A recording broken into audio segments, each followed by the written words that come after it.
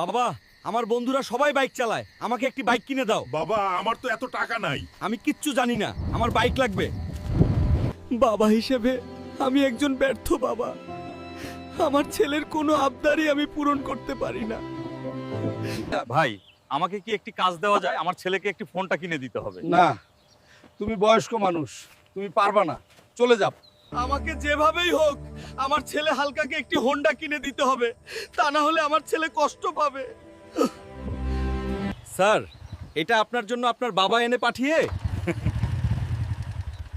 এই নিন আপনার হোন্ডা। অনেক সুন্দর হইছে।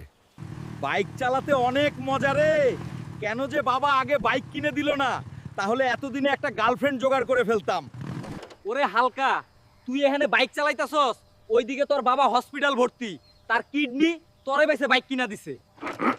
বাবা, কেন তুমি কিডনি বিক্রি করে আমাকে বাইক কিনা দিছো? আমার বাইক লাগবে না, আমার তোমারে লাগবে বাবা। বন্ধুরা, তোমরা কখনো বাবাকে কষ্ট দিয়ে কিছু চাইবে না।